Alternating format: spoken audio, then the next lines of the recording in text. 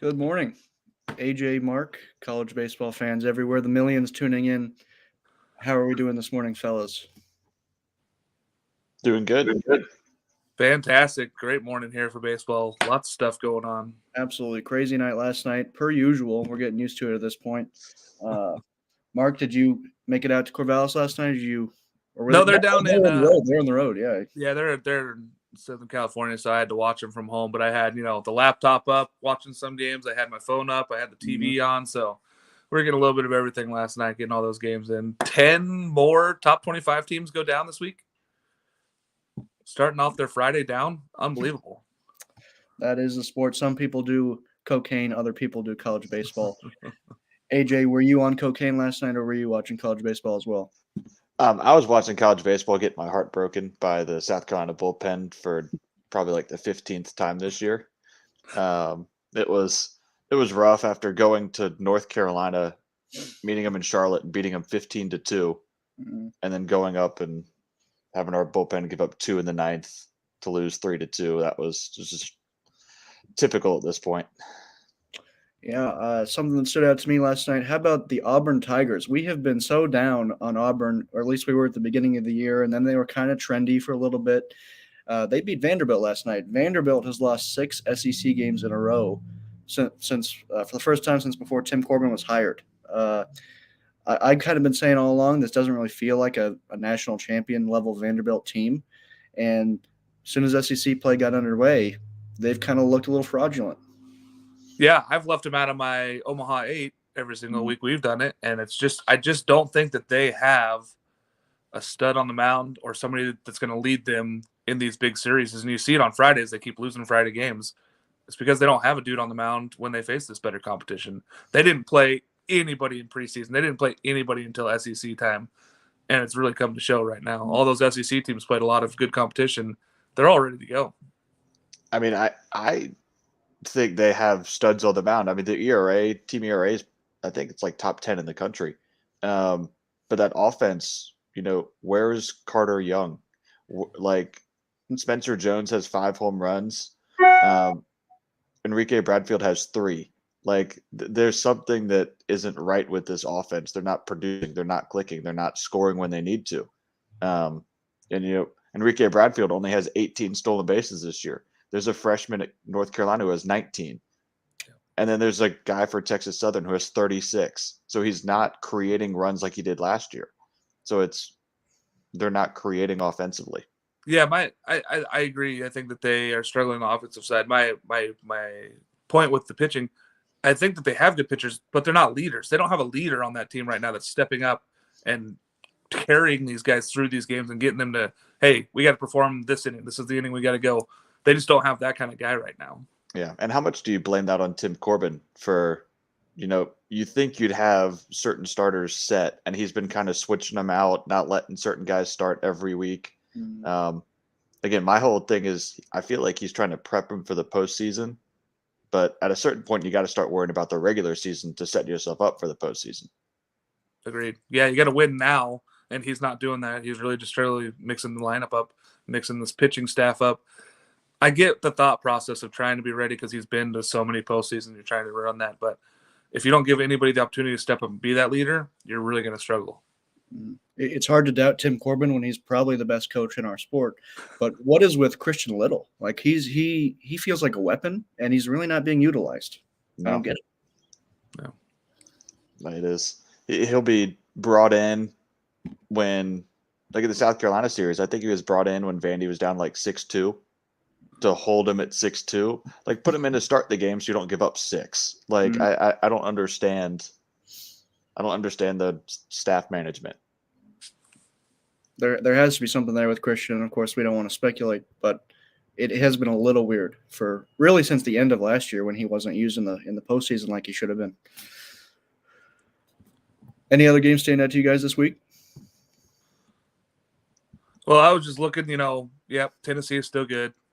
Arkansas is still good. Last week, 20 of the top 25 lost at least one game of the weekend series, which is crazy. And 12 of them lost their series. College baseball is pretty even. I think I've said it for the last few weeks. Everything below the top 10 11 through 50 is very even, and it's really showing every single weekend. It's crazy to think that there's about 5 teams that you can count on every week that are going to be really good. The rest of the nation, you never know what you're going to get every weekend.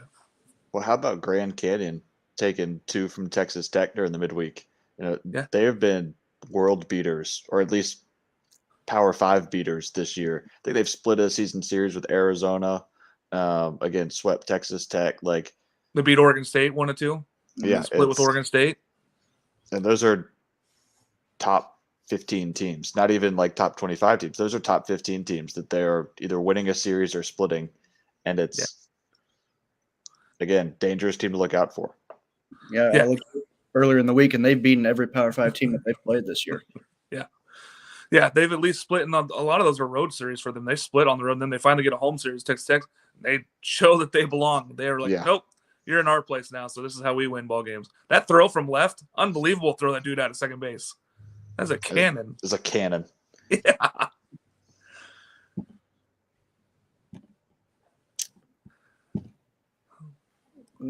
Well,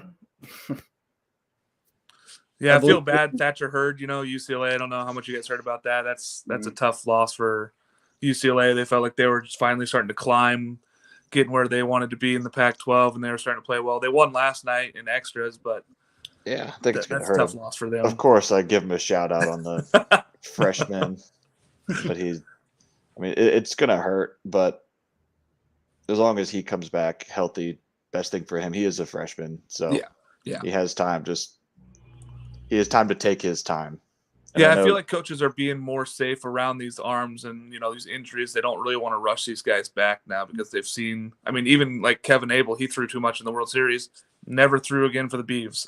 He threw a couple more games, but that was it. You never get the arm back if you blow it out that bad. So it's really tough. Yeah, and certain parts of the body you don't mess with. The back, the neck, literally your body is built around being stabilized around those parts of the body. So if they get hurt, you see career injuries. Just Prince Fielder in the MLB, like his back and neck went, then he just had to retire. Like, you can't play without your spine. So hopefully he gets back healthy. Agreed. Well, speaking of stabilized, if there's one fan base that isn't really that stable right now, it's Mississippi State fans. And we sat down with, our own Clara Fuller sat down with one of the pillars of the Mississippi State fan base, been around for quite some time now, seen a lot of action, and she's been in Omaha as much as Mississippi State has, possibly even more. Maroon Mary, thank you for joining Clara. Great interview. I hope everybody enjoys it. My name is Clara Fuller, and I'm with CWS 24/7. We're coming from you today from right outside of Dudy Noble Field, and I'd like to introduce you to our guest today, Miss Mary Barrett. Well, thank you. I'm delighted to be here. And so you're more commonly known as Maroon Mary, correct? That's correct. And so on Twitter, everyone knows you as a super fan, a Hail State fanatic, and I just wanted to get your insight on how you fell in love with Mississippi State and all things MSU sports. Well, my daddy was a 1940 graduate of Mississippi State, and so I grew up listening to him tell about all the things that he had done as a student here at Mississippi State. And of course, not all of them were things that probably should be published.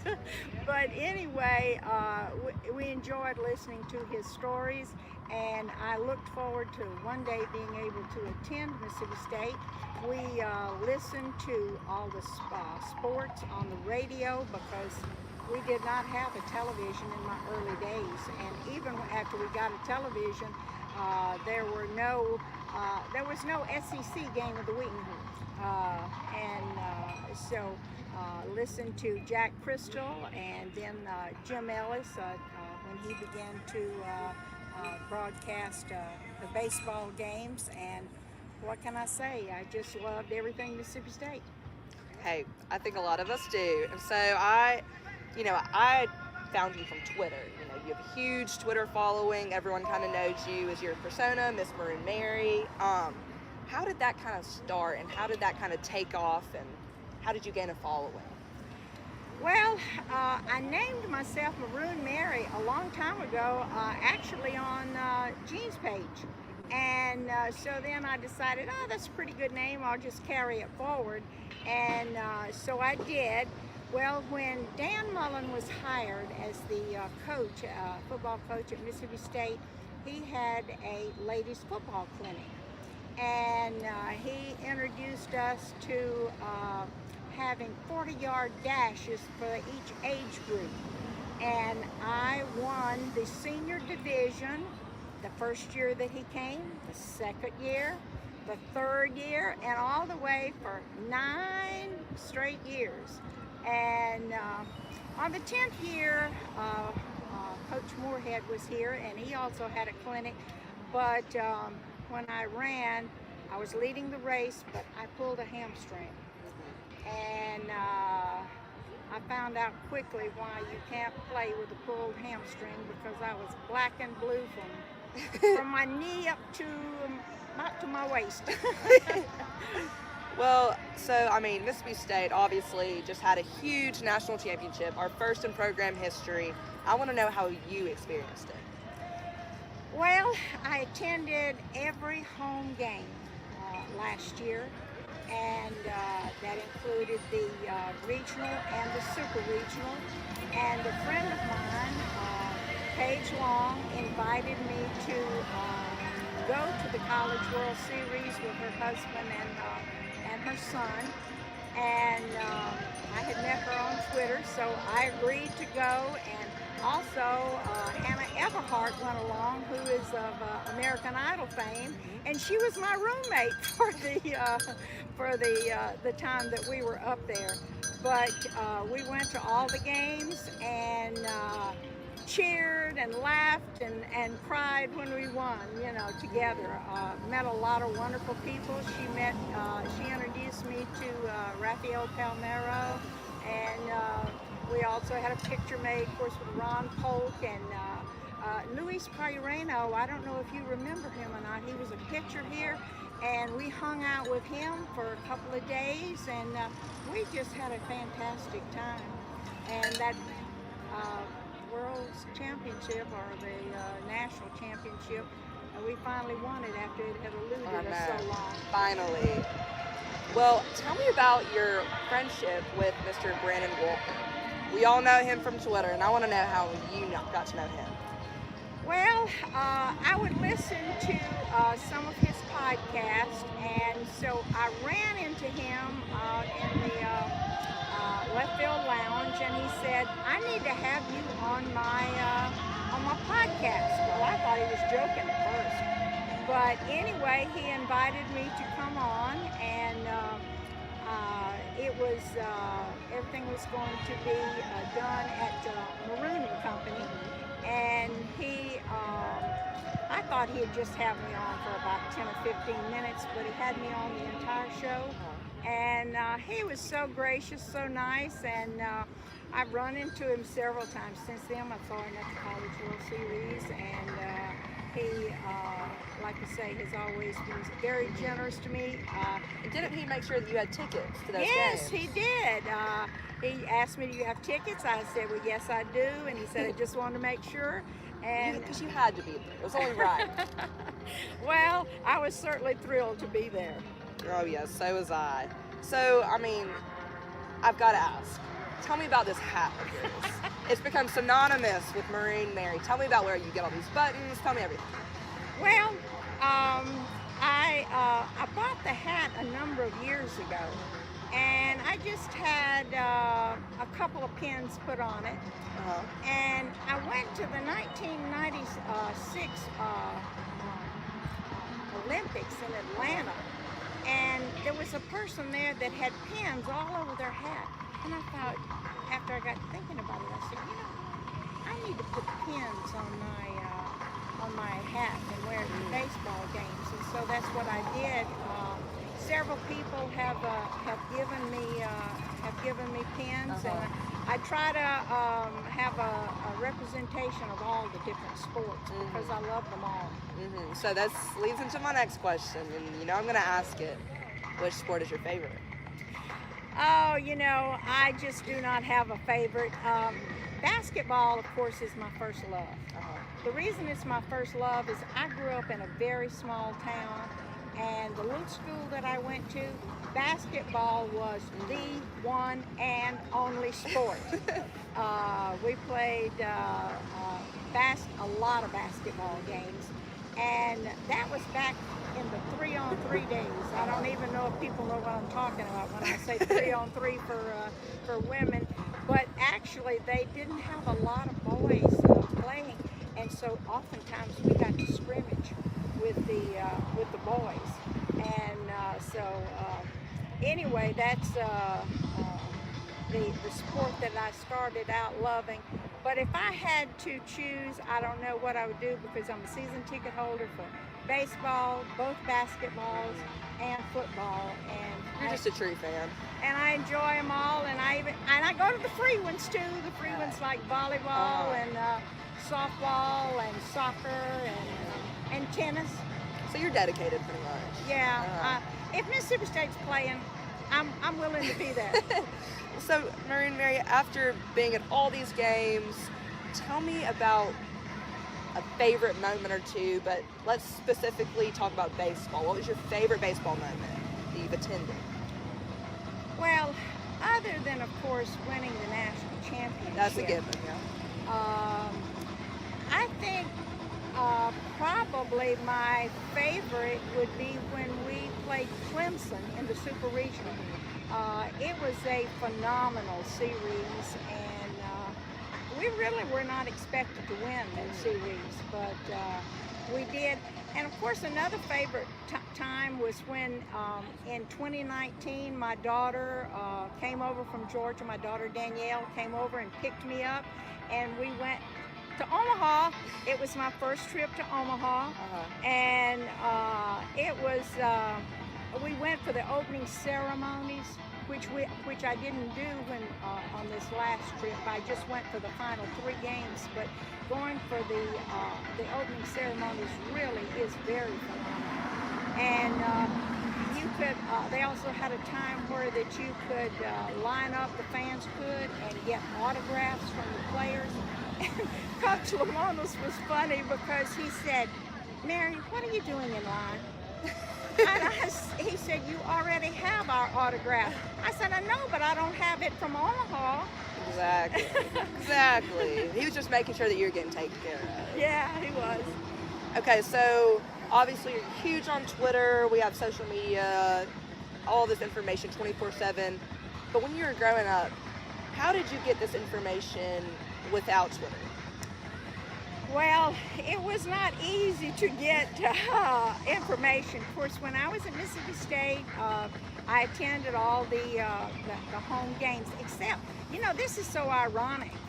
I never saw a baseball game when I was at Mississippi State. That is quite Because they were building the new stadium. And I did not see a baseball game at East Central because they had done away with baseball there. The first baseball game that I saw in person? What was it? The New York Yankees. I know that's ironic because I went to New York to work in a camp in upper state New York, and we stopped off, my sisters and I did, stopped off in New York City and watched the Yankees play. Of course, I was heartbroken because Mickey Mantle was hurt and not able to play because I was a huge, huge Yankees fan.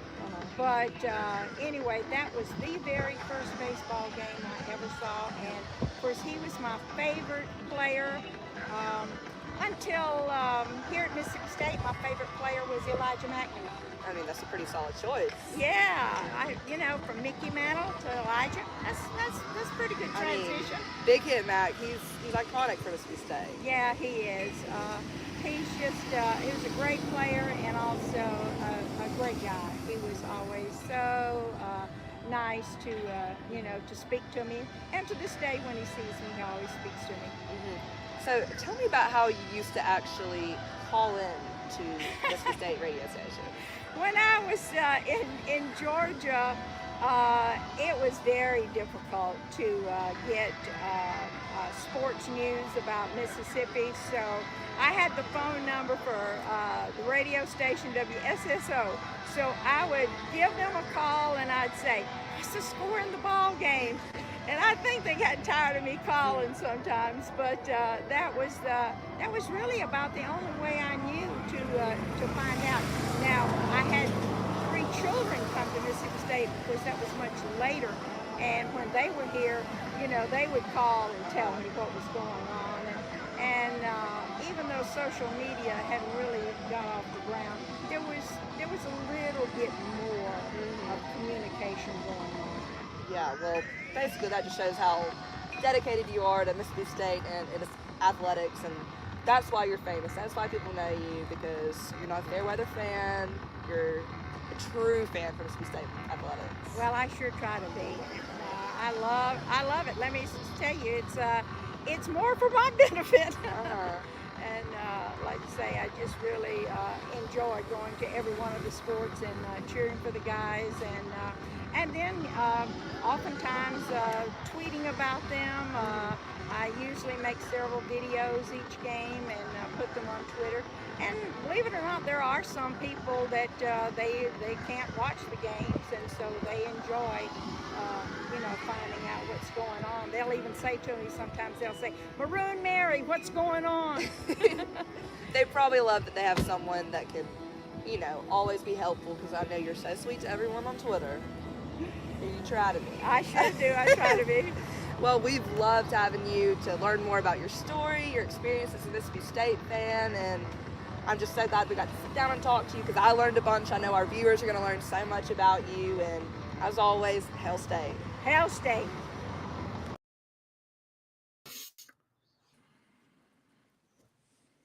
Thank you again to Maroon, Mary, and Clara for everybody who had a part in that. That was a little bit of a project to put together, and we are working on maybe tighten up the audio quality, but that was a really, really fun interview to watch.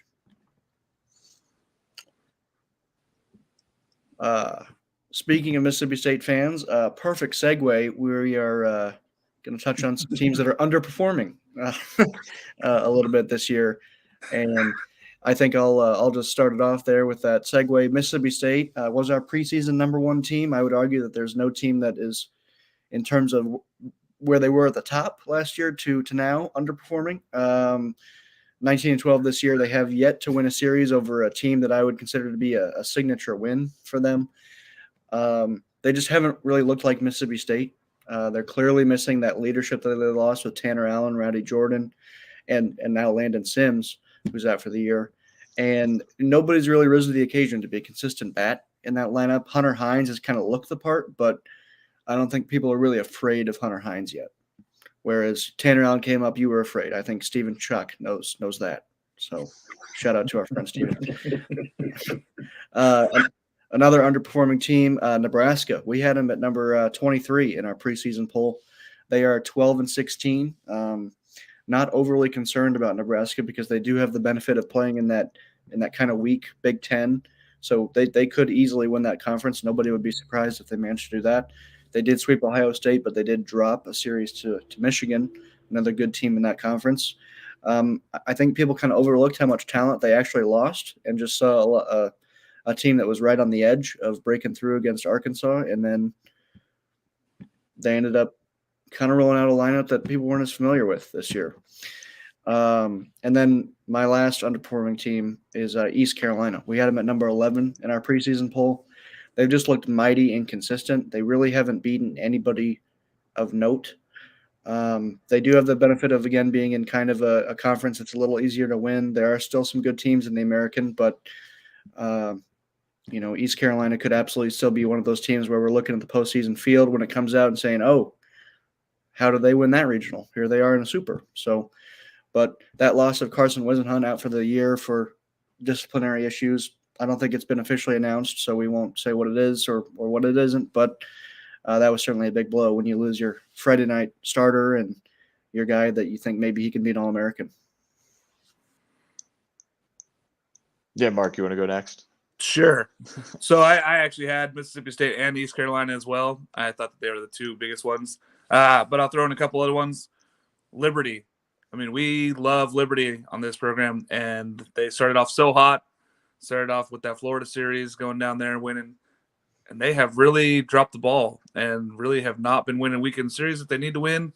They are now 18-10 overall in the season, and for being what they were last year in the regionals, that is not the start that they were hoping to come out and do this year.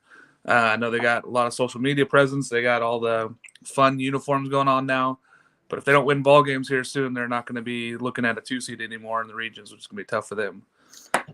Arizona State, another program that I really thought was going to be a lot better this year. They have come out and really fallen flat on their face. Their only good win so far this year is against Arizona. They stole a Sunday game against the Beavers, but they have really been not good in non-conference, and they've not been good in conference. So that's a tough thing to come back from. If you're already, 16-14, you're not doing the things you need to do to make a regional. And they have the bats, they just haven't found any pitching at all. So it's been tough. But yeah, Mississippi State and East Carolina, easily the two biggest underachievers that we've had all season. So yeah. So I figured that East Carolina and Mississippi State would be picked, so I didn't pick them. But Mark, I had Arizona State as well. They just haven't performed. I also have Stanford. For many people, they were a top 10 team at least to start out the year, and they're 15-10 right now. They are wildly inconsistent.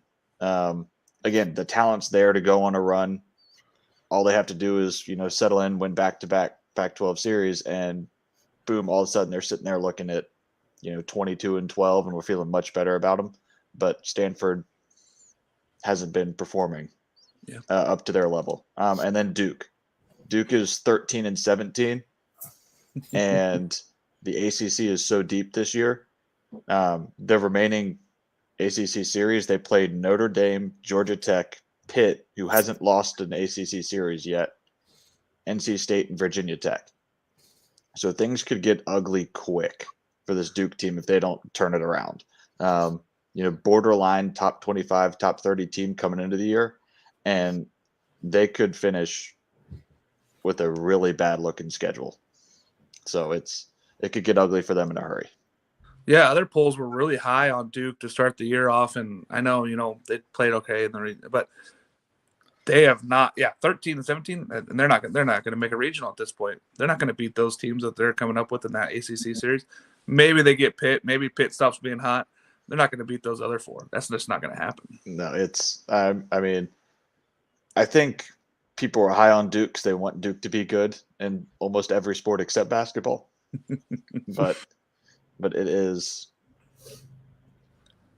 Even still, I think you look at that team and you thought, okay, competitive baseball team, and they haven't been. No, it's fair. With underperforming teams, there are always teams that are overperforming this year. I'll start us off again. Texas Tech. I think they're a little bit overperforming. They have big wins from 2 or 3 from Texas, but not much else. They really haven't taken that opportunity to kind of beat a good team. Then you see them lose 2 of 2 to Grand Canyon. So I think they're a little bit Jekyll and Hyde. They're very highly ranked right now. I think we have them as number 4 in our poll.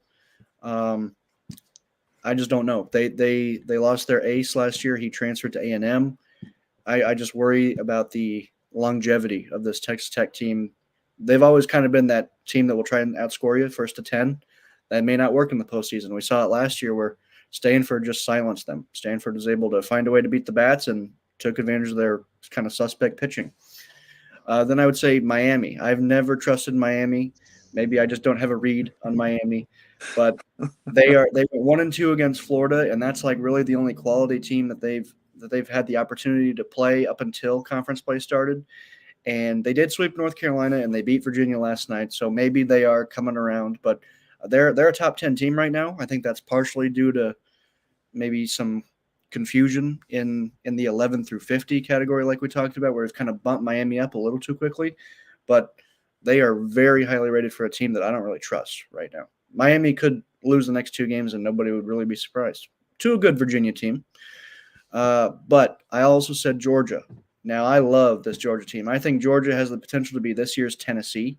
They don't quite, they don't look as hot, but when you thought about Tennessee last year, they kind of just snuck up on people, and then all of a sudden they were in the SEC hunt. So Georgia, one of those teams that I like to look out for, but they did go 3-0 against Florida, but they really haven't done much else. When they had opportunities, Georgia Tech, Kentucky, they lost both of those series. So I'd like to see them try and take on one of the big dogs. I believe they go into Knoxville this year. I would love to watch that series. I'm really excited for that one. Yeah, that'll be a good one there. I agree. I think for me, Cal Poly, 19-11. I was harsh on them to start off the year. I am sorry, Cal Poly fans. I'm sorry, Brooks Lee. I think he's a talented player. He does have 7 home runs. He's hitting 430 something, 424, 36 RBI, 17 doubles. The guy crushes, but that's an overachieving team. I still don't think that they are a real tournament threat. I mean, even at 19-11 right now and in the Big West, I just don't see it. Auburn, I keep saying I love Auburn as a second-tier team. They're overachieving right now, winning these SEC series, really. 21-9, 6-4 in conference. You look at what they're doing compared to other SEC West teams, they are overachieving for where they should really be as a baseball program. They'll probably be a 3 seed in the tournament. I don't see them keeping this hot streak up and continuing to win all these games on the road. It's just really tough to do that in the SEC. So they're definitely overachieving. Virginia. I love Virginia. They were unranked to start the season off. They've shown up with all the pitching. They've shown up with the hitting. Can they keep that going in the ACC? Losing last night to Miami is kind of tough. I think that it's a really tough schedule for Virginia down the stretch, playing a lot of these good ACC teams. I don't know if they can keep it up. They definitely have overachieved for the first half, in my opinion. Yeah, my first team is you're gonna raise your eyebrows at first, but it's Tennessee. I mean, anytime you play 30 games and you go 29-1, that's unsustainable. You can't. Something's gonna happen at some point that's gonna bring them down to earth. Whether it's they lose or just flat out they get beat in a series against whoever. Could be, and that's the thing about the SEC. Missouri played them close last night. Like it's always right there. They feel great until they don't.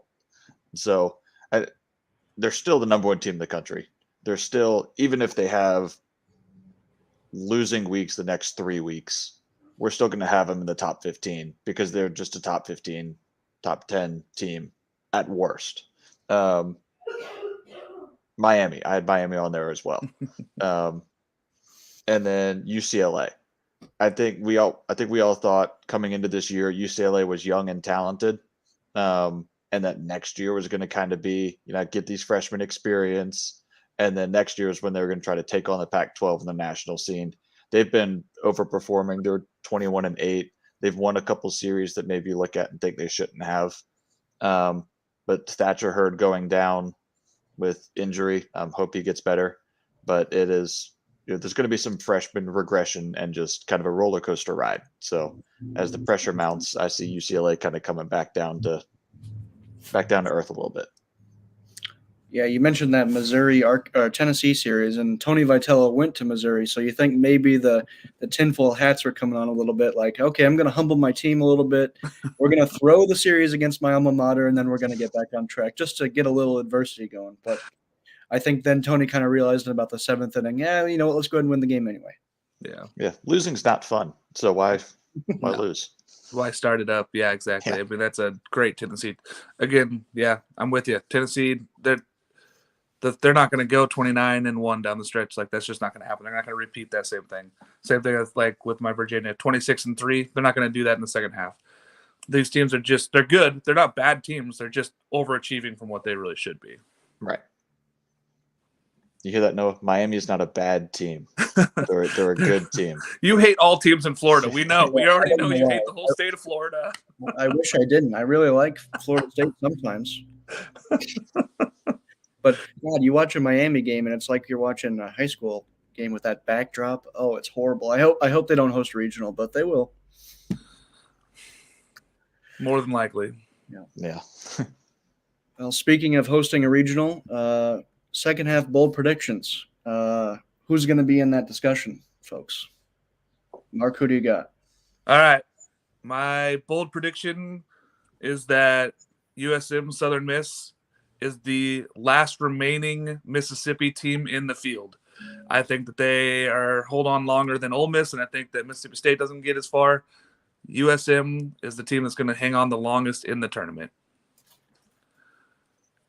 Well, my bold prediction going to the regional take is that Vandy doesn't host. Yep. I think they kind of get play a little over 500 ball in the SEC on the way out, and get beaten by better teams in the conference right now that are performing better. And they're still going to finish the year ranked, but they're going to be a dangerous 2 seed that someone won't want to see. I like that. Yeah, I kind of took the postseason route too, and I said Georgia is going to be a national seed. I think they're going to get into that top 8. Maybe they'll go out and compete in the SEC tournament where maybe a Tennessee or an Arkansas will kind of cool the Jets a little bit. We know we're locked in, but it's hard to say how teams will do in Hoover. Mississippi State, of course, went 0-2 last year, and they were happy about it. So, and it ended up working out for them. But that national seed always kind of relies a little bit too much on the conference tournaments, and Georgia could sneak in there if they get a little hot right at the end. Like I think they have the potential to. I love this Georgia team. And then on the player side of things, I think Dylan Cruz is gonna really break out more than he already has. Last night we saw it. He hit a home run. He almost hit multiple. It felt like every time he swung the bat, it was going to go over the fence. Dylan Cruz might just lead LSU over that little slump that they were going through for just a second there. Yeah, that's a good one. I like Dylan Cruz. He was on my list. I'm going to be a homer here and go Cooper Jerpy. He's going to be the best pitcher in the pack. He might be the best pitcher in the nation. He might beat out Burns for the best pitcher in the nation. And I think that he's going to be a Golden Spikes finalist. He has really been unhittable the last 3 weeks. And other than the 17 strikeout game, there wasn't really much talk about him, but he's 7-0 now. Sub-2 ERA, just really killing it and throwing strikes and getting guys out. He doesn't walk people. Great pitcher. Great Friday night starter. Yeah, and personally, I'm looking at UVA, and we know Jake Geloff's been carrying the team for the first half of the year. But Kyle Teal, their catcher, who arguably is the most talented player on any field he steps on. He's hitting under 290, 5 home runs. But watch out. Postseason time, when it comes down to crunch time, he is someone you don't want to see at the plate. He's going to catch fire and end up hitting double-digit home runs, hitting over 300. He's going to carry the team on the way out. Jake did lifting on the front end. Kyle Teal's got the back end. I love that. I had Teal on my list too. I was like that guy, but I had to go homer. I had to go with Cooper, but I'm glad you got Teal in there because I agree. I think he's going to tear the cover off the ball in the second half. Yeah, AJ, I think you and South Carolina fans know the name Kyle Teal pretty well. Yeah, we know the Geloffs. We know Kyle Teal. I mean, Kyle Teal's just one of those people who when he steps in the box, you're just like, oh boy, I hope we walk him. Because every swing he takes is meant to do damage, and he does damage, and there's no easy out in that lineup right now, but you pick your poison and just don't pitch to Kyle Teal. I'll take whoever is hitting before or after him. Well, once again, when it came to predictions, we only discussed the big boys, the big dogs, the teams that everybody knows about. It's time again for our mid-major update from our own Jake McKeever. Jake is on location this week in our own, I shouldn't call it our own, but Starkville. Jake. Yeah, I was going to say it's almost like the home of college baseball being back here. I don't have a graphic this week just because my graphics guy, Sean, had a test. So say little prayers for Sean. Yeah, hopefully he passed all his tests. He doesn't have to redo it next year. My top 3 games this week, I got Missouri State and DBU. DBU won last night. DBU is going to be one of these teams that they're not really flying under the radar anymore. They're really, really good. They're probably going to host a regional. I think, that sweep of USM is really, really starting to look really good these days. I expect DBU to kind of be in that 12-10 range. And, when you're in this 12-10 range, you really have to go out and win every single series. And Missouri State, I know that they're not, a conference mainstay, but they kind of are in that, kind of fringe tournament team, kind of like Rice, where you expect them to kind of be in the thick of things every year. And I know if you squint really hard, they kind of look like Mississippi State, same colors, same letters, everything. Next thing I got Georgia Southern and Texas State. Georgia Southern won last night in a crazy game. They got a home run in the 9th.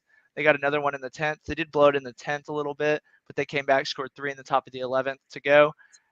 Texas State's kind of fallen off. I know that everybody's just kind of expected them to host a regional. The midweek loss to A&M, I still don't know how to feel about that because LSU lost to A&M, Texas lost to A&M, but at the same time, they're losing series. But these are the teams you got to come out and, win your series, especially when you're at home. You got to win these series. Lastly, I'll touch on it a little more later for the picks. We got Cal Poly, Long Beach State. Cal Poly won 4-1.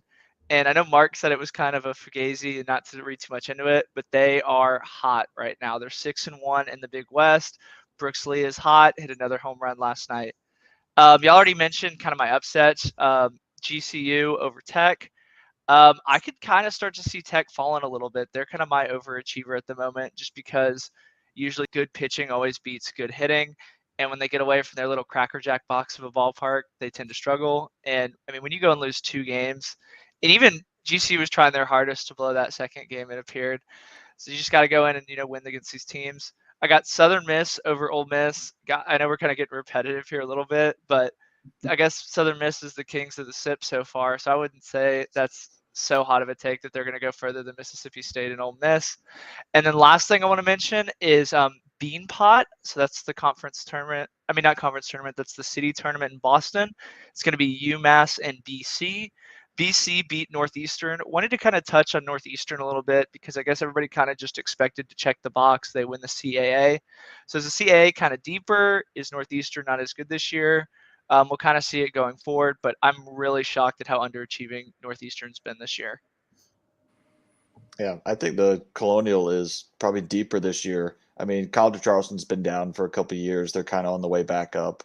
UNCW is always right there. There are good teams that come out of there. But yeah, Northeastern has been one of the programs who it's, okay, who are they? It's going to be them or UNCW, or there's going to be some upset in the conference tournament. But those teams are going to clash every year, and it hasn't been that this year. So, I think they're too good of a program not to get back on track. But who knows if we'll get them next year or if it's a rebound this year and finish strong.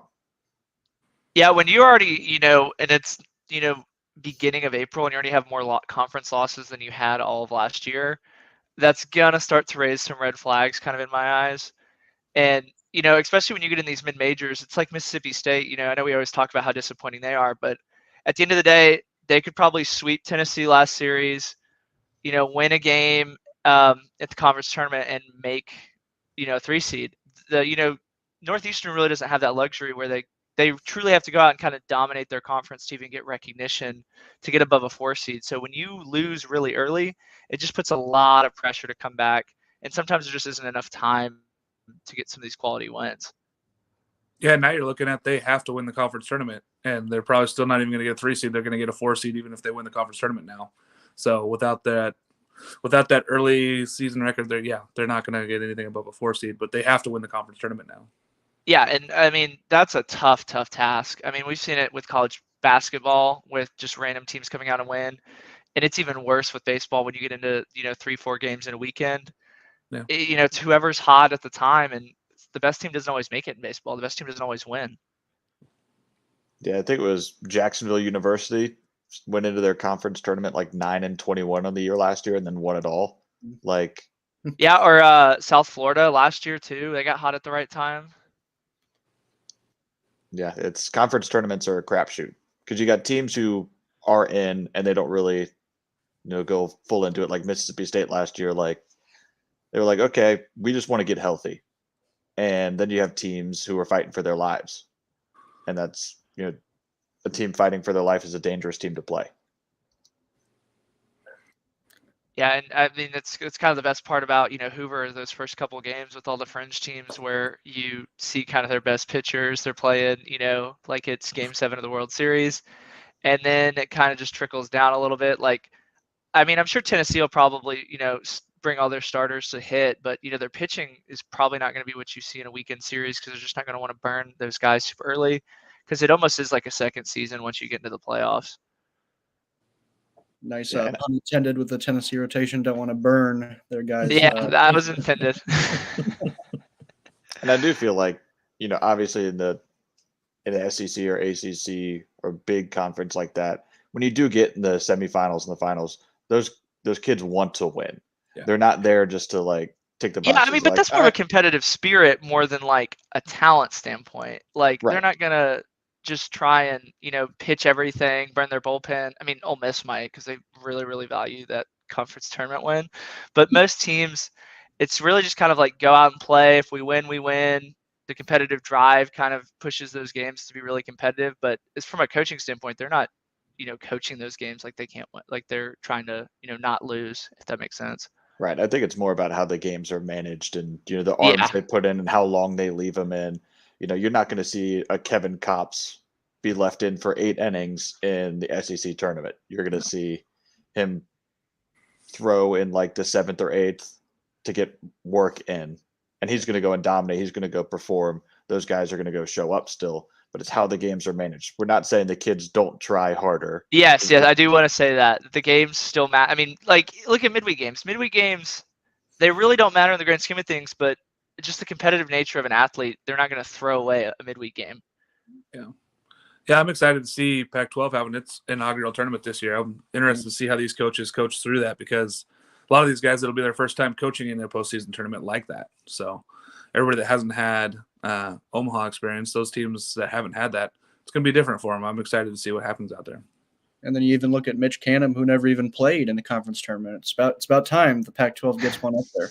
I know. I'm excited. I already got my tickets down there. I got to get the tickets for the stadium, but I already bought my flights and everything. Where's it being played at? Scottsdale. Oh. So at least you don't have to worry about rainouts. Exactly. And they have all the facilities. They were talking about hosting it at different teams. I'm like, you can't have 10 schools show up to these. It's not going to work. So I'm glad that they're doing it in Scottsdale.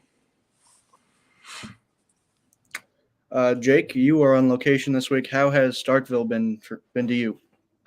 So I kind of was joking last night with my friends that I personified it a little bit. And I was thinking, I was like, yeah, it's, not as good as I remember when I was in school here. Until I walked through the gates and you see the championship trophy and it's just wide open and you just get goosebumps. And at least when I was there for A&M Texas midweek, I was saying that was the best game I'd been to. But even, Mississippi State, when they're down, LSU, I know Alex probably isn't going to like to hear it, but they're probably not as good as we thought. Still, just everybody there raunchy, the smoke's piling out. I'm sure Doug could probably do it more justice than I can, but it truly is a cathedral baseball that nothing even comes close to it. And how long are you going to be there for? I'm going to be there today, tomorrow, and then possibly Sunday. I know that it was really cold last night, so I didn't get the chance to film, but I'm going to try and get some of the fan interactions to see, is Lamonis on the hot seat? So try and get some of that. So look forward to that, kind of getting some reactions on that side. Yeah, you said earlier that it's cold when Daniel's wearing a sweatshirt. How sad is it that we can know that Mississippi State is playing and then also know what clothes Dan is wearing? The ESPN camera just loves him. I don't get it. I think he might have the headband. And actually, I was texting him today. He's already headed to the stadium for a 2:00 game. He says like, "Oh, I just got to campus." He was saying that like at 9 before he hopped on. He said he was already on campus. I love it. You know what they say? Some people do cocaine, and Dan does college baseball. Yeah, he had a sad. I don't know if y'all follow him on Twitter. He had a sad dinner, flushed it, got ready to go today. The microwaved quesadilla. I loved it. I was laughing so hard. Yeah, Jake, you could have gotten some great reactions if you would have just filmed the fans during the 9th inning. Just the 9th inning, just looking around. Yeah, it was. I kind of saw it was coming just because with A&M, you kind of get used to your bullpen letting you down. But yeah, it's kind of depressing to watch when your team blows it in the 9th. Well, I believe we have some questions from some fans. I'll just start with this one that we got on Twitter. And Mark, maybe you can help me out. On a scale of 9.9 to 10, how certain are you that the Beavs make it to Omaha? Oof. 9.9, I guess. If I'm going 9.9 to 10, I think that the Beavers have a chance. They got Jake Fennings coming back. Hopefully TJ Wheeler, DH, comes back. The pitching has been better in the bullpen. I think we're starting to figure some things out. I personally don't believe that anybody in the Pac-12 is going to be a national seed. I don't think that they're going to give anybody in the pack a top 8 seed, and I think that's a lot harder to get there, especially if none of them get to host a super. So, but I'm high on the Beavs. I think that they have the offense to do it. I'll go. If I'm going 1 to 10, I'm going to go 7 right now. Yeah, I think Oregon State should play Dallas Baptist in a regional / super regional. What do you think about? I think that'd be a fun matchup. I know that if they don't, I just hope that they get a host so that they don't have to travel to Texas again, because that was a brutal regional. Yeah, I'd say I'm fairly confident in Oregon State being able to get to Omaha, but it does depend on their path. If they're getting sent out to Tallahassee for a super regional, then that's going to be a little bit more difficult than playing in the 45 degrees and rain that they tend to get in June for some reason. Yeah, we like the small ball and being in our home park there. So I could see it setting up for them just because they are kind of far and away the Pac-12 team, that they kind of give them a favorable region just so they have that TV market. So I could definitely see kind of Oregon State going to Omaha. Yeah, but definitely not Oregon. They're already going to be in Oregon. But like Noah said, it all depends on pathing and matchup. Yeah, we saw that with Arkansas last year. Yeah, and it always helps when kind of the regional you're paired against has the 2 seed or the 3 seed comes out. So that would be huge if Oregon State could be on the right side of that. So, but it's, we will see. They could be matched up against the 2-seeded Vanderbilt, and you don't want to go play them. So, yeah, or one of those ACC teams that is really underrated because they've just played like a gauntlet. Yeah, so who knows? They're an exciting team. They're a team I love to tune in and watch. That says a lot from a guy on the East Coast tuning into West Coast baseball. But that's good for the sport. We need good programs over there that actually have a good system to watch baseball, because you tune into a lot of games on the West Coast and it's a guy in a phone 400 feet behind home plate looking straight down. Yeah. Oh, the USC game last night, USC's home game. I was like, how are they filming? I had to turn it off. I had to start listening to it on the radio. I'm like, I can't watch this. It's so bad. It looks like a high school production. I'm like, you are USC. You have all the money in the world, and this is the production quality we get? Insane. I was pissed. Well, it's because Miami's film director, I'm sure, just he's like a benevolent salesman, like McDonald's going around selling his strategy. Just makes you appreciate Hawaii baseball even more, because that's a full-on Hawaii baseball is MLB awesome. level broadcast of what they do, and it is unreal what they do. It makes watching baseball at 2 a.m. more fun than it already is. So, oh yeah, and I highly suggest anybody has a chance to go watch a game there, go watch a game there. It was unbelievable, gorgeous stadium. Mark, you've been to Hawaii? What? Just a couple times. I think I've watched Hawaii more than even Texas A&M this year, just because they're always on TV and their production quality is so good. It's so great that they're always on. Yeah, it's unrivaled. No one else is playing that time. I think we have some more questions. Oh, there it is. Does anybody know who this is? He keeps asking questions. Derek Sessions says, so I asked last week about Mississippi State fans turning on their team and was panned by y'all. So I ask again, when do Mississippi State fans begin to clamor for changes? Several years from now, I would hope, but hopefully we get some we'll get some frontline interaction on this answer. I just don't. There's no way that they just won a national title. It's really hard to turn mid-season on somebody after you win a national championship. People should realize after a national championship, it's a rebuild. No matter whether you're getting a ton of new talent or not, it's still a rebuild because you have to replay for a whole new series and a whole new thing. When you win a national championship, you come back, it's really hard to do it again. Really, really hard. Only a few teams have ever done it. Yeah, go Cox. Anyway, go Beavs. It's also coming back and playing in the SEC, and the SEC West in particular. Like, yes, they struggled preseason, or I guess before you got into conference play, but that is, championship hangover affects most every team that wins, especially for the first time. It's completely foreign to that program.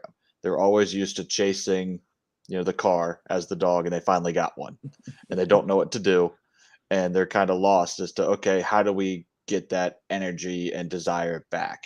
And you can just tell when it's lacking, and also the leadership. It's just not established yet. Yes, you have Logan Tanner, but you lost Landon Sims to injury. He was supposed to be kind of your anchor. They're still struggling, but I think Lamonis gets a year to underperform. If they struggle again next year, you'll start seeing those questions heat up as to, all right, how much was this the talent on the team versus him as a coach? But I think he's going to get him back. I think they're going to be fine.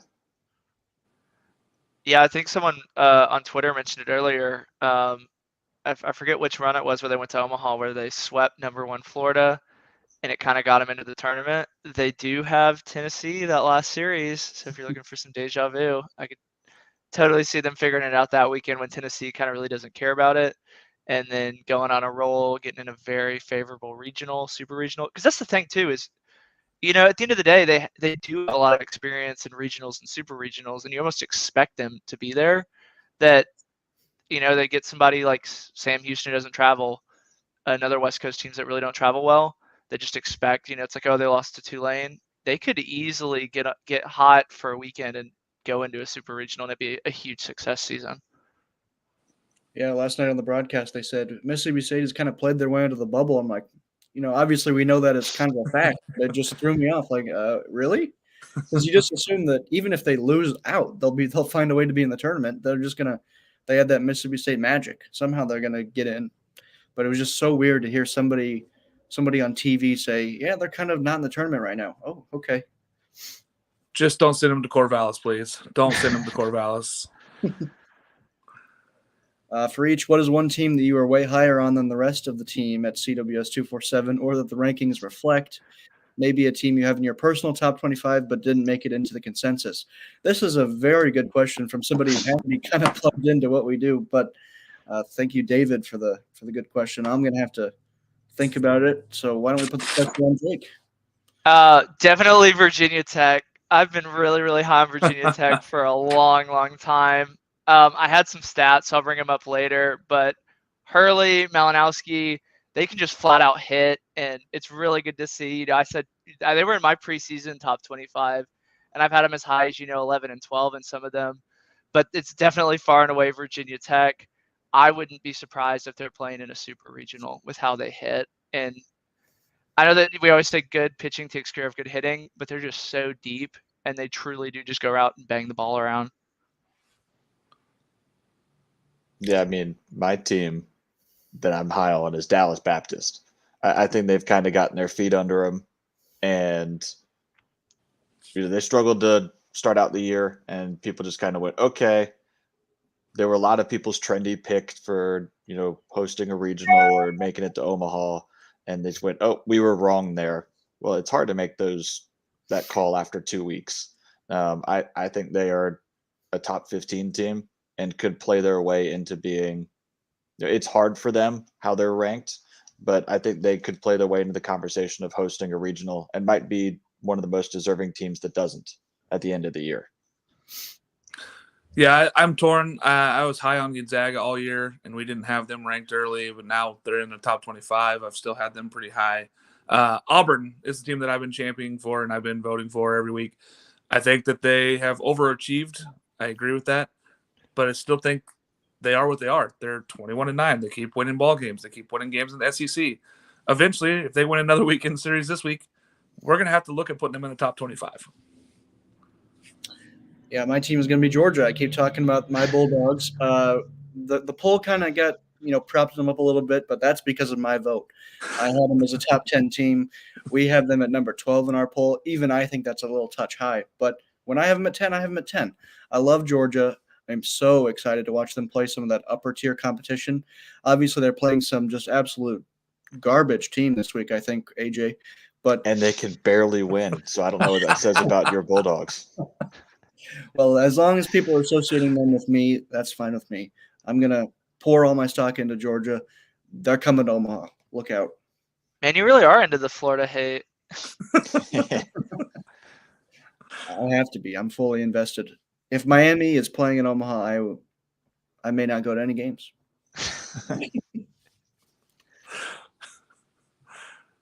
This is my girlfriend. She Texas alumni. Is Texas back? Well, hopefully they didn't go anywhere. We've had them pretty high all season. I think that this is a get right season or a get right series. I think we talked about it last week when we said that, they're coming out of their ebbs. They're coming back into what they were. Teams get hot early and then they have that little lull. I think they're done with their lull. I think they finish out the season strong. I think that they get a host. Yeah, they solved their bullpen issues last night. Just have the starter Don't go have complete one. game. Yeah. It's really scary when you're like down. I think they only fell I think they're still third in the RPI with how crazy their season has been. They played a lot on the road. I know that they've played really, really far away from the dish. I think this was the first weekend series at the dish since the Alabama series at the very beginning.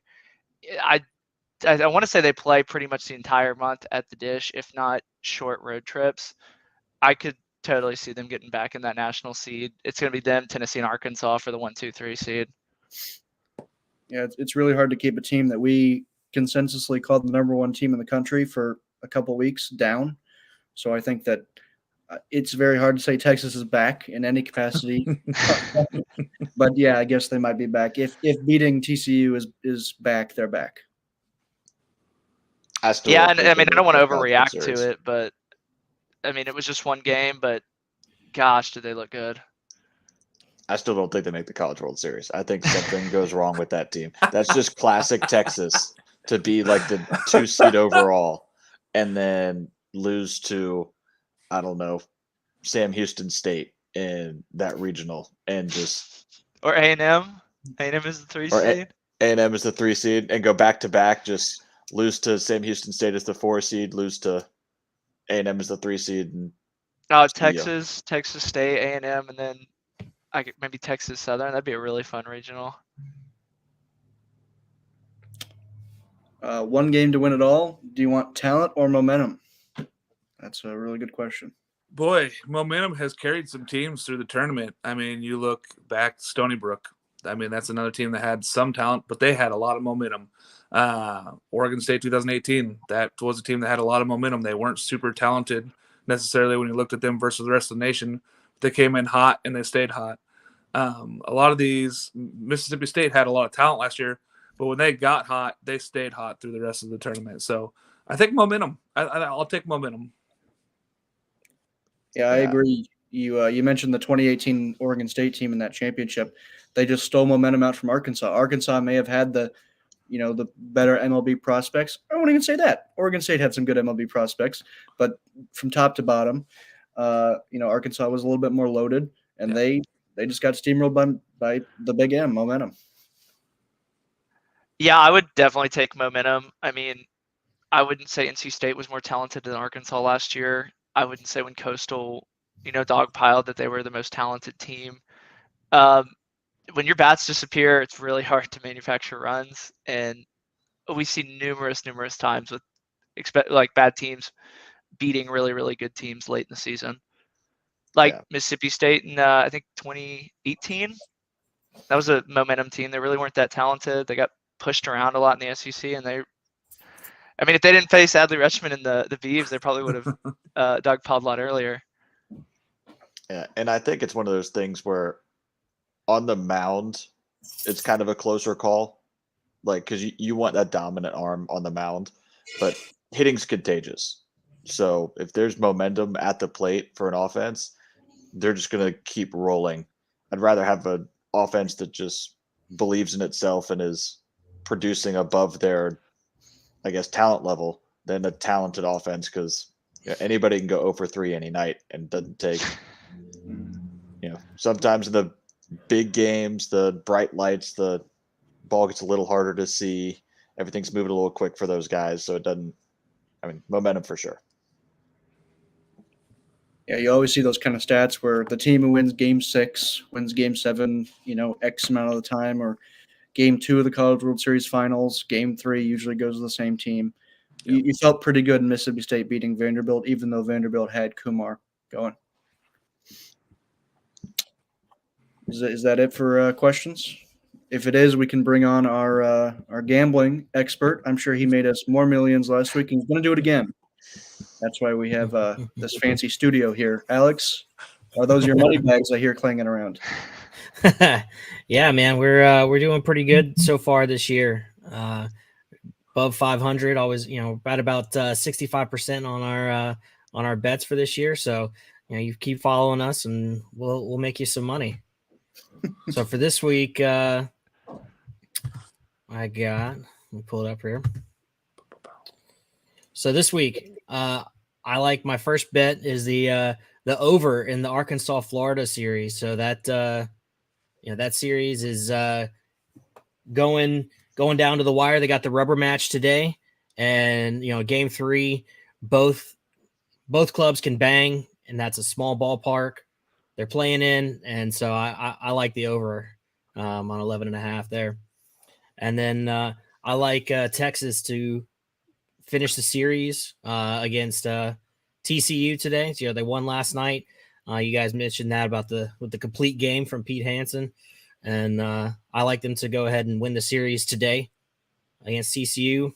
And then my underdog pick is I like NC State over Virginia Tech. I think I just think that NC State team is just a team that's waiting to get hot. I mean, they've been up and down. They're just waiting to get hot. And I think this week they start to get hot.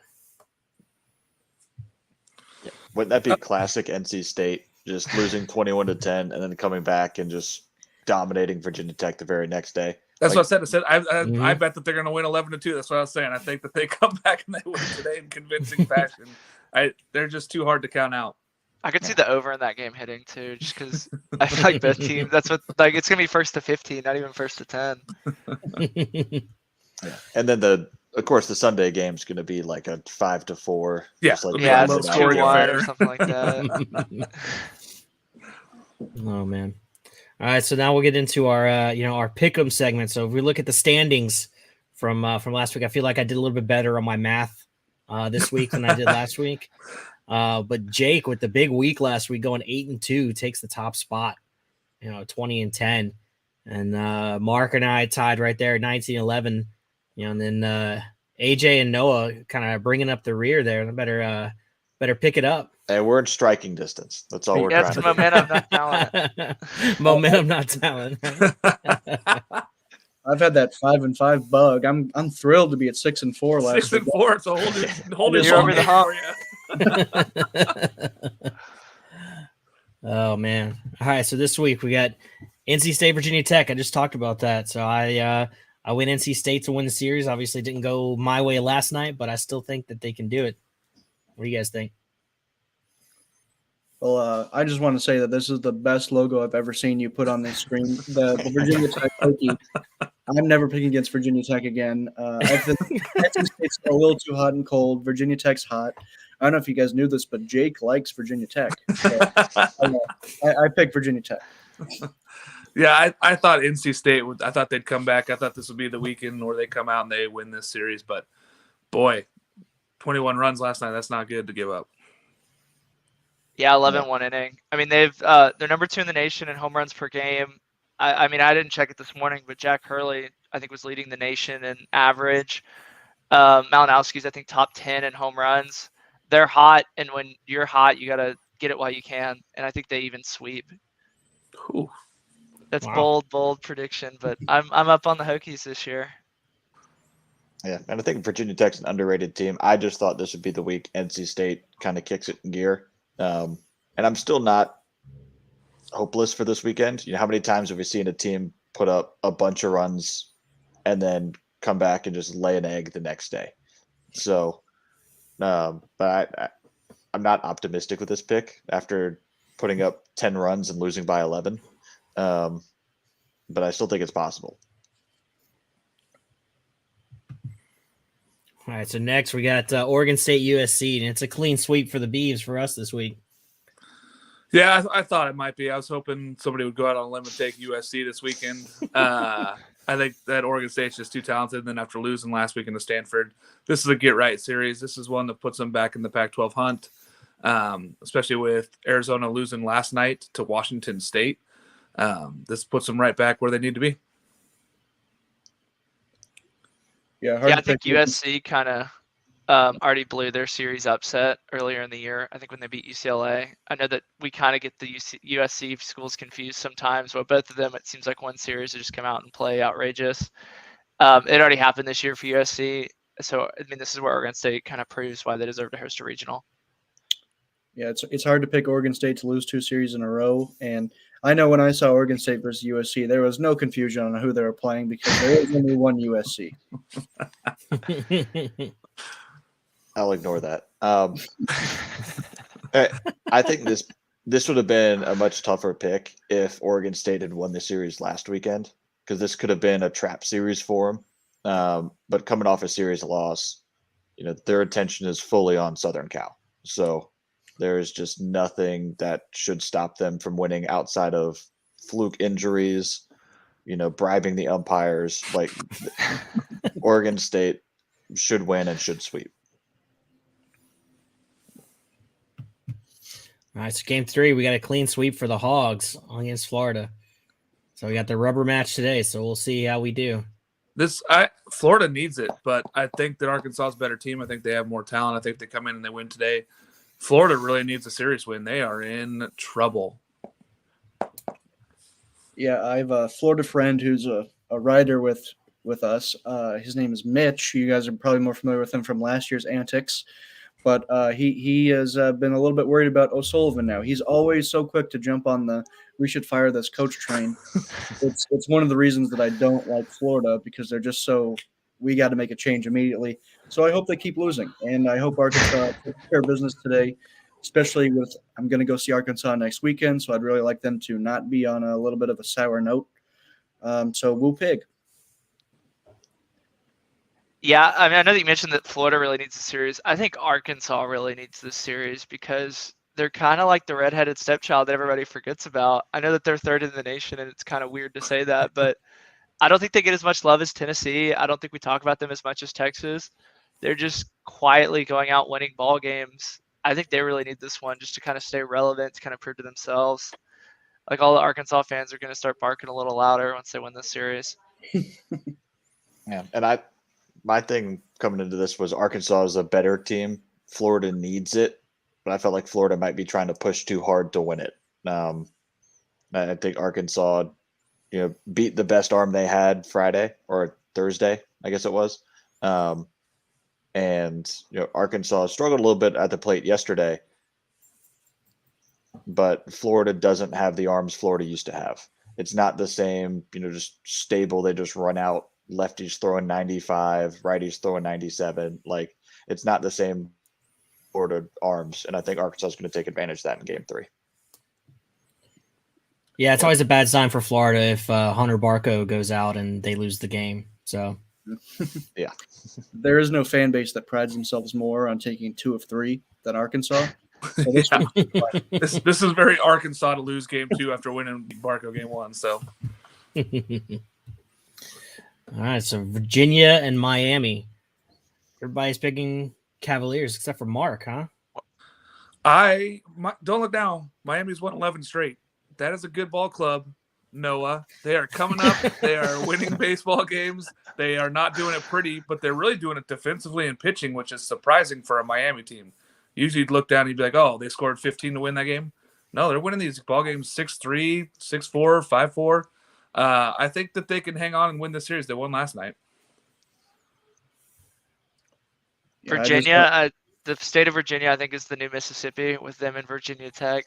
I mean, I think it's just kind of quickly turned into baseball central. They're just so good, so deep, so hot. I couldn't pick against Virginia this week.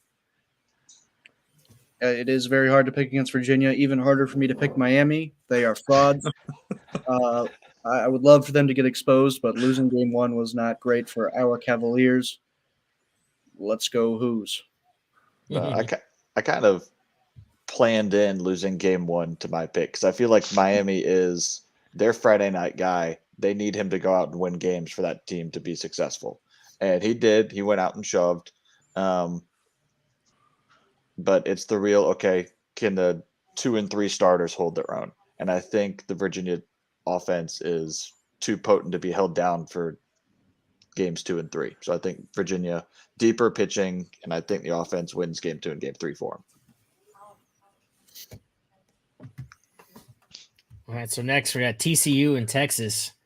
Jake had a special request for his pick for Texas this week. So we try to be accommodating. AJ, I know you hate Texas, but this feels like the season series where they turn their season back to where they're the hot team, where they're going to finish in the top 5. I think they'd kind of coast the rest of the way by just beating teams up, and I think it starts here with TCU.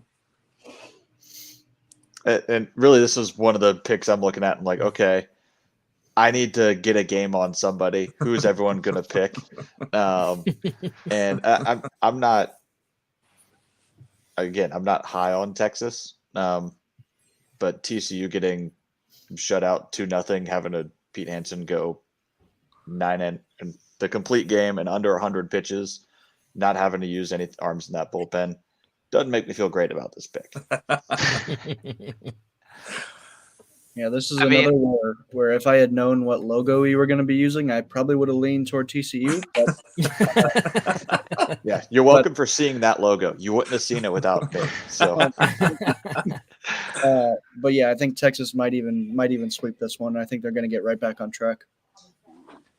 I mean, I know that the dish isn't anywhere near the level of Mississippi State. I mentioned that earlier, but I mean, they sold the games out. I think by Wednesday afternoon, all 3 of them were sold out. They're rowdy. They've been waiting a month for a big series to come to town, and it's going to be tough to go into the dish, I think, for the next month with any team. I would even – I mean, Texas beat Tennessee. I know they're not playing again, but I would take Texas at home against any team in the country right now. All right, next we got LSU, Mississippi State. I had to go with my homer pick. I mean – and they showed out last night, finally in the 9th inning. It took them 9 innings, but that offense finally got going.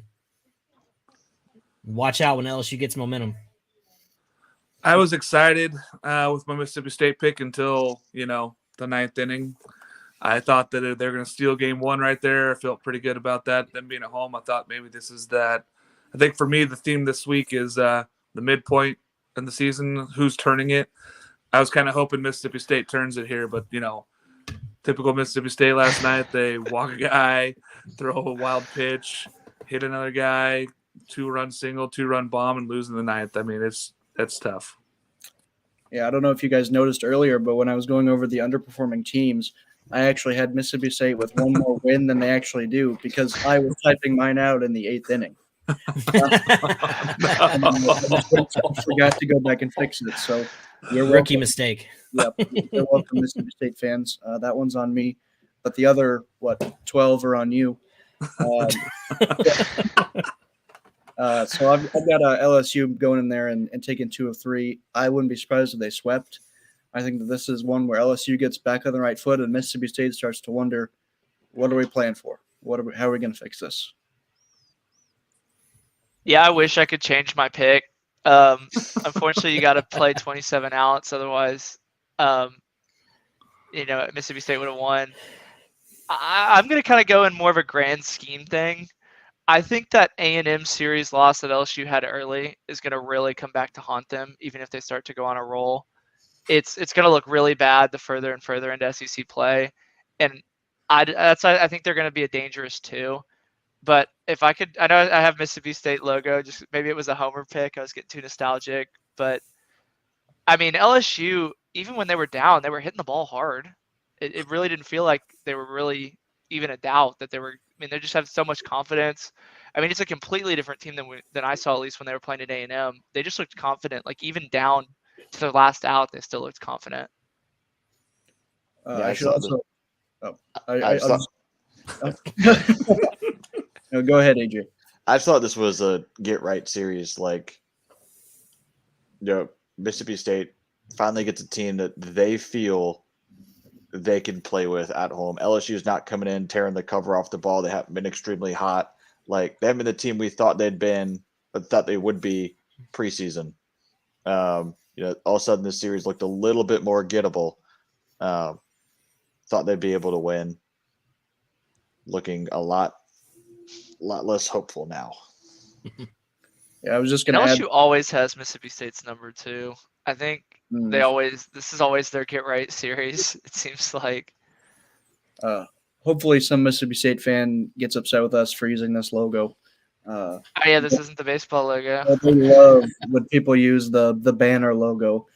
This is I haven't actually seen this banner. The other banner logo sucks. This one's a little bit better, but yeah, hopefully somebody notices because that means somebody's watching. All right, I'll have the baseball logo for next one. But yeah, I mean, AJ, you say they haven't been tearing the cover off the ball, but LSU's number 2 in every offensive category behind Tennessee in the SEC. Yeah, I would make the argument that the outside of Tennessee, the SEC hasn't been offensively what people thought it would be. And people thought Ole Miss, LSU would be the top 2 teams offensively in the country. And they've both haven't lived up to the hype. And maybe that's just not living up to the hype. You know, they still got Dylan Cruz, Trey Morgan, Jacob Berry. Like those guys are still going to hit and produce. Yeah. But, you know, Texas A&M series, when you needed them, what happened? Like, so that's errors. more of, yes. Yeah, I was gonna say, did they break the error streak last night? I know they didn't have any errors. Yeah, they did no errors. So LSU is 5-0 when they don't have an error in a game.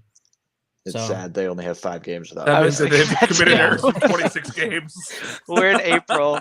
Yeah, well, they've committed almost 50 errors so far this season. So Ugh. yeah. All right, Texas A&M, Kentucky. I went Texas A&M. I think they're they're an underrated team. That What season, y'all that think? series is split right now, 1-1, right? Kentucky won last night, and Texas A&M won the first game. Yeah, A&M walked it off. They had one guy get all 3 RBIs in the first game.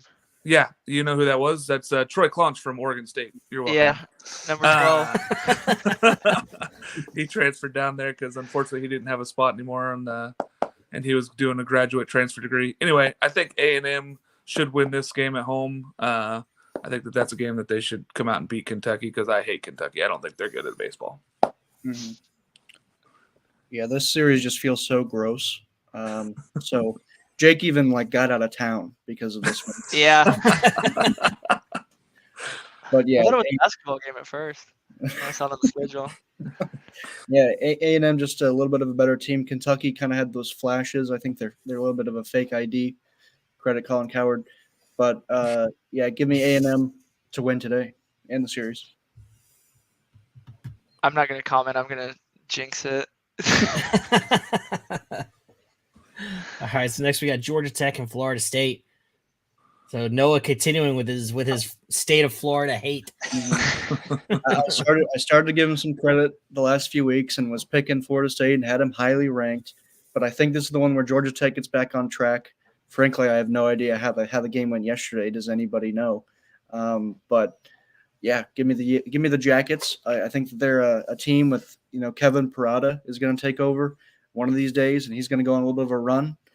I think that this GT team has the potential to host a regional. They need to start playing like it though, and maybe this will be that series. Yeah, Georgia Tech won 7-3. Oh, Sorry, AJ. What a pick! What an incredible pick by me. And Kevin Parada went off last night too. So Wow. Yep. Yeah, Wow. Nail on the head. they jumped all over Parker Messick in the first inning. Yeah. Never looked back. Parker Messick, friend of the program, but glad to see Georgia Tech get that win. He's not going to be a friend if you keep trashing him. I know. I thought with Messick going last night, I thought that Florida State wins 2 out of 3. I do think Georgia Tech's a good team. Losing last night really hurts, so I'll be happy if they can get the next 2. But I don't see it really after losing that first one. Georgia Tech looks like they're swinging the sticks again, so we'll see what happens. yeah, talk about a hot and cold team, the Georgia Tech team. Like they can beat anybody, but they can lose to anybody. And it is absolutely unreal kind of how roller coaster their season has been from even game to game. So who knows, they could get shut out in game 2 and then put up 4 touchdowns on in game 3. Who knows? But when Parker Messick goes out and kind of gets rocked, that's not great for FSU's confidence. Yeah, I mean, I think the ACC is just so good this year. I'm having a lot of trouble picking some of these ACC games. This was a straight up coin flip for me. I think both teams could do a lot of damage in the tournament. And I think in the grand scheme of things, this series isn't going to really matter because both of the teams are going to have such quality wins from playing tough ACC teams. I went with Florida State simply because of Parker Messick, so I kind of feel stupid now that they lost game 1. But I mean, this was a coin flip for me. Both teams are really, really good in the ACC.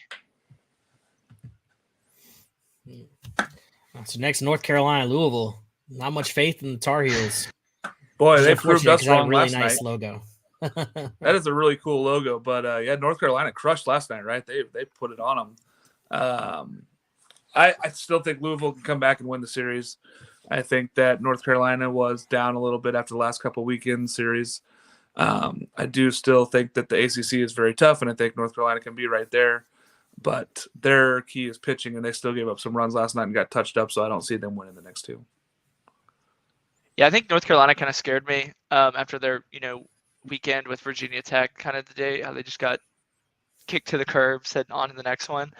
So I really liked Louisville because I think when they play, I mean, the only time I've seen them play is when they played TCU, and they look like a really, really good team then.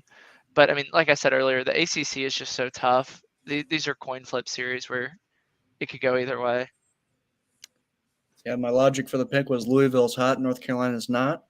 Let's just keep going. But then North Carolina decided to flip the script last night. So it is a little bit weird to not see that classic, that Ram on the screen. I love that logo, but I'm glad to see this new one. I'm a big fan. Alex, you do a fantastic job picking out logos. Perfect. So good. Except for Mississippi State. Yeah. That's intentional. And I'm one of the people who is high on North Carolina. I just think Louisville's a better team. Didn't prove it in game 1, but I think Louisville's going to go out and win game 2, game 3. North Carolina's going to kind of continue to skid, maybe find their footing next weekend or during the midweek, kind of get back on track.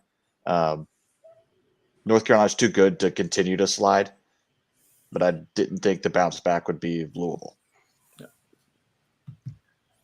All right, and finally we got Cal Poly and Long Beach State. I might just be a Cal Poly hater. I don't know. Maybe it's just in me that I just hate Cal Poly for some reason. I already apologized to their fan base, but I'm not really apologizing. That was a fake apology. I hate you, Cal Poly. Go Long Beach. Oh, we talked about the logos. This little pony is incredible. I really like it. It's very cool how we have 3 and 2. They're galloping along. Give me Cal Poly. Really, really excited that this team finally came around. I know Dan has been talking about flying out there to catch a game. So if anybody wants to donate money to that, just shoot us a Venmo. That's nationally ranked Cal Poly, Noah. According to some polls. Maybe someday they'll make an appearance in ours, and that'll be a week where Dan is a little bit too much on the sauce on a Monday morning. But, not my top 25. I think they're even like 17. They're not even like fringe top 25 in that poll. Oh man, yeah, I just think Long Beach State's just the better team. 6-1. They might steal that Big West spot. Oh man. Well, that's it for our picks this week. So, any more questions? Get through all the questions this week. Yep, that's all. We got all the questions in. So, any closing thoughts, guys? No, I think that's just another weird, like we said earlier, 10 losses in the top 25 last night. I think that we're looking at more of them. I think next few weeks here are going to be really telling to see who's going to get a host. I look forward to seeing that bracket come out and doing a show with you guys when we see that bracket so we can do our predictions. But, yeah, I think it's important for a few teams out there to go win this weekend. Go Beavs. I think we need to expand the tournament, have more teams enter, because it seems like there's so many. 64 is not enough. No, 64 is not enough. There's so many fringe teams this year. Give me Duke, Texas A&M. We're just gonna have all 300 D1 college baseball. We need an NIT for college baseball. That's what we really need is an NIT for college baseball. It's weird that the A&M fan is now welcoming the NIT.